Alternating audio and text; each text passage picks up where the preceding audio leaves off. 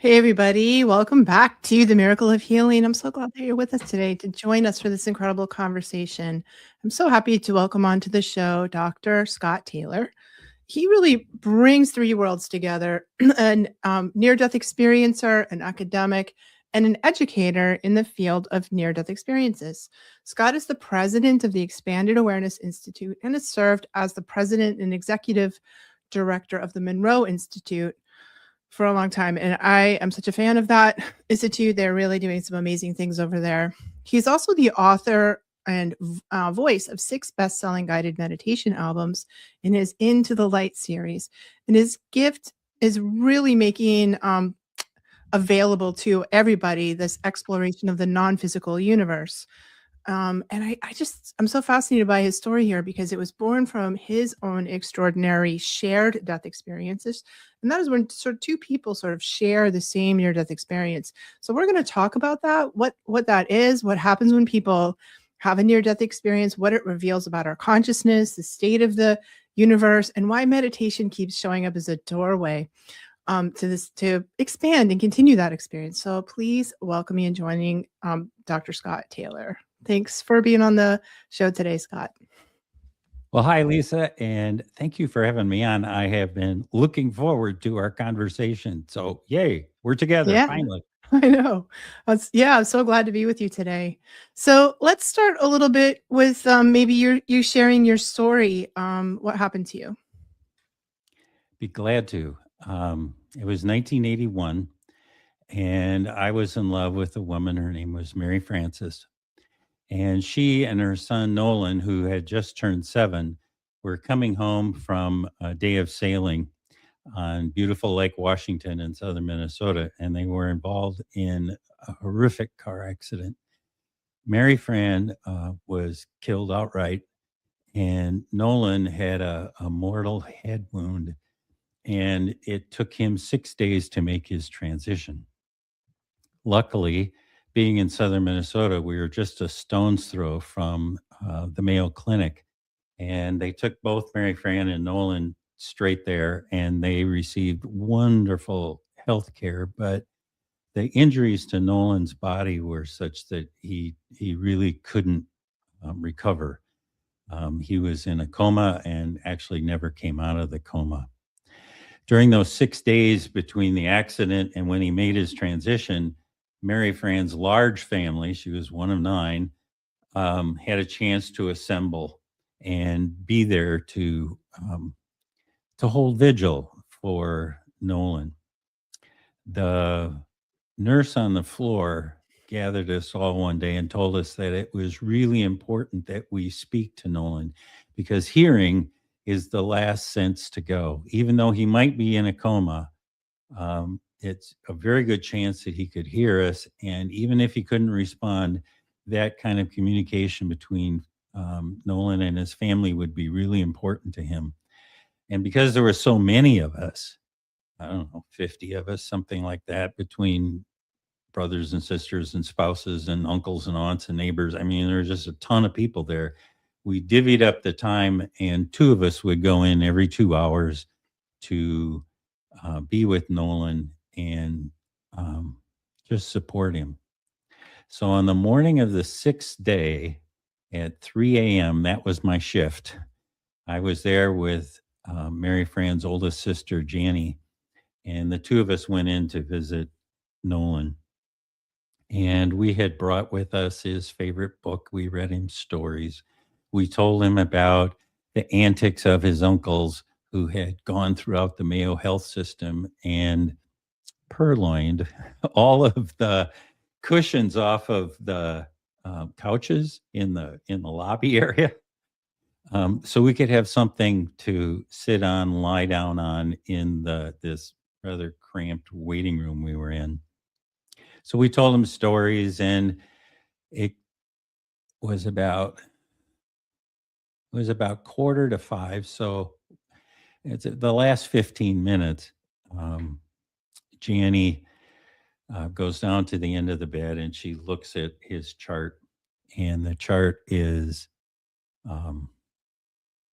it shows the progression of his consciousness and his heart rates, and she just held out her hand to me and said it was time that we say goodbye.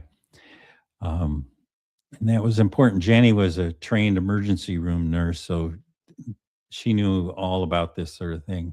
And we grabbed 2 chairs and we put it by Nolan's head, and we told him that we were so proud of him, that he had really struggled and wanted, you could tell he just wanted to be with us and stay with us in this physical world. And then Jenny said something really wise. She told him, Nolan, if your mother should come, reminder that she had made her transition 6 days earlier, said, if your mother should come to pick you up and ask you to go with her, that would be the right thing to do. And that you would be with your mother um, would be a blessing for you and her. We told him that we loved him dearly, that he would always be in our heart, and that we would be um, always there for him and thinking of him. And now it's 6 o'clock in the morning and out we go. 45 minutes later, the nurse on the floor came into this crowded waiting room and told us that Nolan was failing quite quickly. In we go. And we gather around the bedside. Well, with so many people, I happen to be one of the last people in, and it's already 4 deep. And so I said, well, that's silly. I went over and sat on the windowsill next to Mary Fran's brother, Willie, and we just waited. Well, his heart rate just went down and down and down. And when he flatlined, what I experienced was Mary Fran coming across the veil and scooping her son out of his physical body. And they had this incredible embrace and exquisite reunion. And Lisa, it surprised me some because I was able to feel what they were feeling. Mhm. And then what surprised me even more was that the 2 of them then turned, came over to me, embraced me, and the 3 of us left and went to the light. And that is being in the light is so far beyond words. It's ecstasy, um it's reunion, it's love, it's forgiveness, it's unconditional acceptance, it's all of those things. And when you're there, it's just, it can be overwhelming. But for me, it wasn't, because I was there with Mary Fran and Nolan, and that's where my attention was. And the 3 of us had a chance to be together. We had a chance to affirm our love and affection for each other. We had a chance to say a proper goodbye, because I was at work when the accident happened. I wasn't anywhere near the scene. And then we had a chance just to hang out and be together for a while. And at some point, that just felt complete, that we had done what we needed to do right then. And then the 2 of them turned and went further into the light. And I paused for a moment and then came back to my physical body, which was sitting on the windowsill next to Brother Willie. So that's part A of the story. You got any questions, or should I go Wow. on with B and That C? just go that yeah, I think that go on, but I just wanna say that is so beautiful. That is so, so heartwarming and beautiful. Thank you.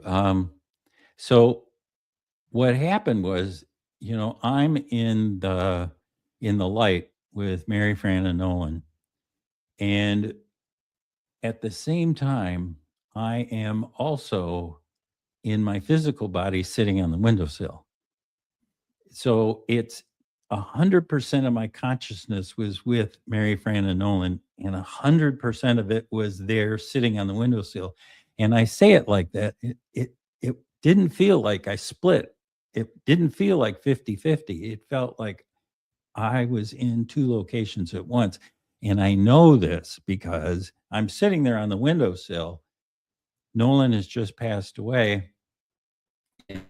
The room is filled with grieving people, and I'm sitting on this windowsill, and there is so much light and love and joy and ecstasy that's inside of me. It's like it's just trying to burst out of my face. And I had this incredible ecstatic grin on my face, and I knew that was entirely inappropriate for the room. And if anybody had looked at me right then, it would have been, as the kids say, awkward. And so I did the only thing I could think of, Lisa, which was to cover my face with my hands and just be there and be in that space with Mary Fran and Nolan until it was over. And then when both parts of me came back together again inside my physical body, I could lower my hands and be there in the room doing what grieving people do, hugging and crying and just acknowledging everybody's grief. So the last part of this story is that I'm trying to understand this experience. And I, as part of I was working for the university system and getting my doctorate, and I had a choice of what I wanted to study. And I decided to study near-death experiences. And in the process of doing that, I needed subjects to talk to. Mary Fran's sisters all went into healthcare. And so I'd send them a note saying, hey, this is what I'm doing. I'm studying this. Do any of you have experience with this or know anybody I can talk to so I can interview them? Well, Lolly, Mary Fran's next youngest sister, she writes me back and says, hey, I had a near-death experience about 5 years ago. So this would have been 10 years after the fact. And do you want to interview me about it? Heck yeah. So I interviewed Lolly. And at the end of the interview, I'm packing up my gear, my recorder and notes and things. And I stopped because I had this thought, which was, hey, when Nolan made his transition, something really unusual happened to me. And you were there in the room. I wonder if anything unusual happened to you too. And her eyes just got big as saucers. And taking that as a yes, I got my recorder out again. I got my notes out again and said, okay, tell you what, I'm turning the recorder on now. Why don't you tell me your experience and then I'll tell you mine? So she did. And this is what she said. She says, God, I remember it exactly. I was standing bedside and you were on the other side of the room sitting on a windowsill. And when Nolan flatlined, what happened to me being Lolly, what happened to me was that I saw Mary Fran come across the veil and scoop Nolan up out of his physical body. I had the chance to be part of that reunion. And then the two of them came to me, embraced me, took me to the light where we had a chance to affirm our love and affection. We had a chance to say goodbye. And then we just hung out for a while together. And then I came back to my physical body. You may notice that it was almost the identical words that I used in describing my experience. She had exactly the same experience I did, only I didn't see her. She didn't see me. I'm not sure they happened at the same time. Time gets really funny when you're in the afterlife, in the non-physical universe. So we had a shared death experience. It Wow. They're very rare, and in that moment when she told me that story, any doubts that I had about what had happened to me just evaporated. Just Mm. they were gone. And the same thing happened for her too, because she'd spent 15 years wondering if this really unusual experience was grief driven. Was this something she read from a book? But to have me confirm it for her meant that it was real. It did happen. And the fact that we experience almost identical experiences just reinforced that. So there you go. Wow. Yeah, that's so beautiful. And I wonder, I wonder sort of where, what was the aftermath for you? Because I think there's sort of 2 parts to the NDE, right? There's like the experience itself, which is like a peak spiritual experience for so many people. And then I think it sort of changes who we are fundamentally, and the kind of the aftermath of that is also so interesting. So clearly you went on to, study NDEs, but for you on a personal level, what changed? Um, the first and most obvious thing for me was um, I had this experience with Mary Fran and Nolan, and I knew that if I had done it once, I could do it again. I just had to figure out how. And it ignited this curiosity within me, to go and explore this whole thing. And what does this mean? Why did it happen this way? And so I embarked on. Um, I traveled the world over.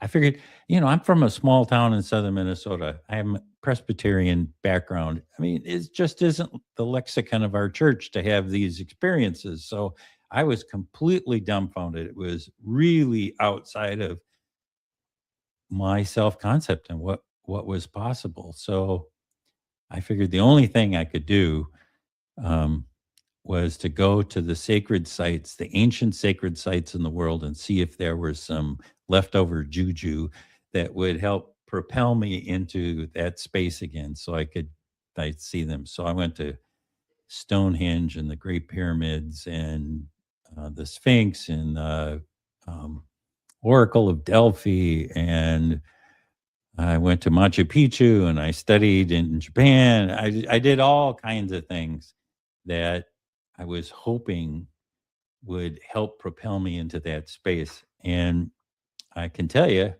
that I had a series of wonderful vacations, but not really, it didn't really take me where I needed to go.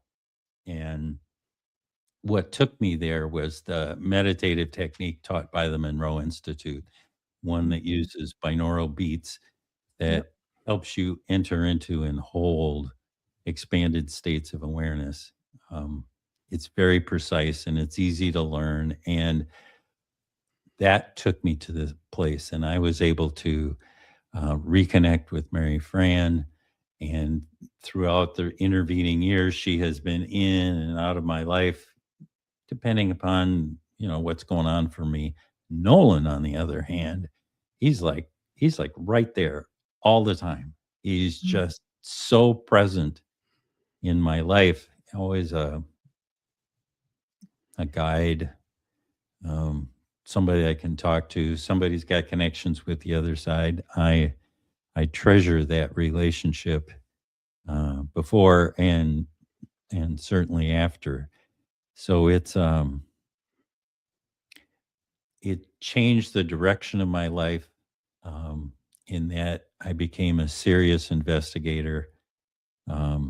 I did my doctoral dissertation on it and have interviewed hundreds and hundreds of people who've had near death experiences, trying to figure out how does this world work? Mm, why do people have these experiences, and what's the underlying structure, the cosmology that allows us to participate in that if we choose? So um, it opened up me to the possibilities of the universe, and in a lovely way, it was also a gift because I found a woman, my bride Anne. We're coming up on 24 years here, and mm, I was ready for um, a partner, somebody who could be with me forever. So I got lucky again in love, mm, and I'm very grateful for that. that's such a beautiful story. I love that. I mean, I think that's what it does, is sort of sets us on that course to figure out the universe, who we are, the state, what consciousness is, and all of those bigger questions. And my near death experience happened when I was still in utero. So it's kind of a Oh, you really, got it done early. Wow. yeah, I got it done really early. So I had a twin brother who died at about 14 weeks in. And I remember it. I remember the whole thing, which they say you can't, because at 14 weeks, you're just a little bundle of, not very differentiated cells, right? But I do. It's sort of my first memory. It's my most important memory. And so I just felt like I experienced death before I experienced life, which is a really funny way to come into the world. And it just made me a psychic. So, I was literally born psychic, because you know how twins are like, have that psychic connection. And then he crossed the veil. And so I just was born with this connection that never stopped with him. Yep. And I really think that that was the contract between me and him, was he came in not to stay, but to give me the gift, you know? Yep. And it's been like the backbone of my whole life. I started working as a psychic when I was 19, and it's just been what I've done forever. So I have just my own strange, unusual NDE. That's what Well, happened. I am with you. The There's real tragedy around Mary Fran and Nolan leaving, and it was a tremendous gift because Yeah. it opened me up to all kinds of possibilities I don't think the world would have delivered to me if it hadn't been for that. And yours is really cool because, forever people in the NDE world have been saying that consciousness does not come from or reside in the brain. Yeah. It's not the originator. The brain is not the originator of consciousness. That comes in with our non-physical body when the physical body is ready and can process it. So what you said makes total sense, that you would have all those capabilities to communicate with your brother because you're still in soul form, and Mhm. what happens with his physical body or your physical body, it's immaterial. The connection's there. So Yeah. yeah, you're right. There aren't very many of your stories out there. I know. It's kind of an unusual one. And PMH Atwater wrote about it in one of her books, 'cause I told her about it, and she wrote one. She So for those of you who don't know her, PMH Atwater is like this giant in the NDE research area. Mm, yeah. And when I decided to do my dissertation on near death experiences, that was the first call I made. I She's called amazing. her She's been on my podcast a few times, and I just love her so much. and I said, Please be my mentor through this thing." So, yeah, I met with her several times to talk about how to do interviews and how do you get the best stories out of people. And when people are telling you things, listen for what they're telling you, but also listen for the underlying structures of how this could happen. And yeah, we love that woman. Yep, I do too. So She's amazing. she, for those of you in the audience, she wrote the big book on near-death experiences, Mhm. and it's NDE 101 from beginning to end. It's a terrific book, and Yep, it so really, good. really gets you to understand how near-death experiences work, and, she has great stories about each kind. Yeah, She my was the my one. story ended up in one of her books. So I think it's the one she did on children, she did one on children who've had Oh, you NDEs. Yeah, I think that I'm in that book. that's a fun thing. So, Scott, I'd love to hear a little more about these guided meditations that you're doing, and the work that you're doing now. Sure. So, um, Bob Monroe of the Monroe Institute, um, discovered that you can use binaural beats to help people enter into and hold expanded states of awareness, the same kind of states that near death experiencers go to. And he explored the non physical universe using a cosmology that he discovered. And I mean, I was a facilitator for them for 35 years and ran the organization for two during COVID. Mm, Um, and what I began to think about is how could we use that technology to go to the same places that near death experiencers go to? Meaning, can you learn to um, have out of body? Can you discover the tunnel and have a reunion with your relatives? Can you encounter divine beings and have a life review and go to the healing and regeneration center, the reception center, the your home in the park? Where do we hang out between lives in the physical? All of that is available to us, and um, the binaural beats just make it easy with a little guidance. Um, you can go to those places and begin to discover in a much gentler way than a near death experience what it is that they know and can teach us.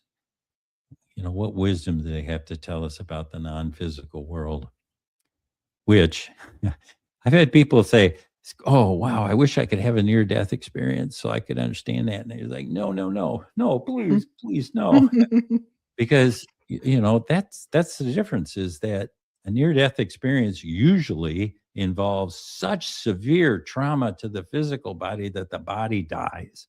Yeah, And then you have this experience, but when you come back, you've got to deal with, you know, all this physical woundedness. So you don't have to. mm, That's what was shown to me in my experience, was a shared death experience where you can go with somebody.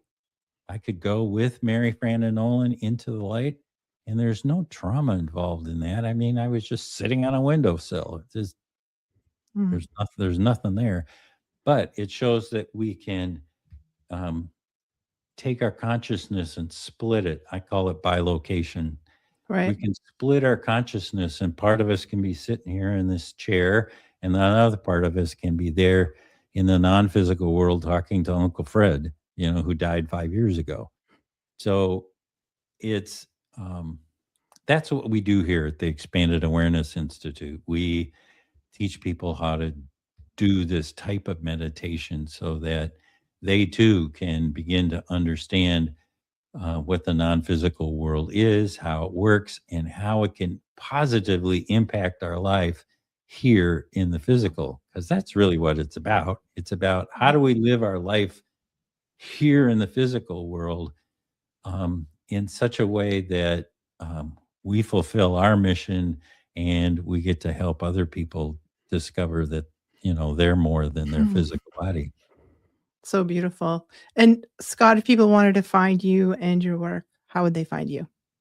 The easiest way to do it is to go to near-death-meditations.com, near-death-meditations, plural.com. And that's my website. And I've got my classes on there. I've got a whole list of those Into the Light albums, kind of a if you're interested in this, do this. If you're interested in that, do this, that kind of Mm, stuff. It's all great. there, a little bit of my story, and that's the best place. And you can get a hold Yeah, of me. I answer all my emails. So, amazing. Gosh, yeah, I well, know. yeah. It's a lot of emails That's sometimes. a lot. That's an accomplishment. But I just really wanna thank you so much, Scott, for being on the show, for sharing your wisdom with the world, for doing the work that you're doing in the world, and for being here today. Thank you so much. Lisa, it's been a hoot. Thank you for Mhm. inviting me. Thanks all of you guys who are listening in, um, to this amazing conversation. You know you're just gonna hit the subscribey, likey thing, like, you're gonna do that right now, please. And if you wanna find me, you can find me at my website, lisacampion.com. I work with emerging psychics, healers, and empaths to help them really understand their gifts, because I think the world needs all the healers it can get, now more than ever, today more than ever. And that's really what we're doing here at the Miracle of Healing, where we are healing the planet one person at a time right here on the Empower channel.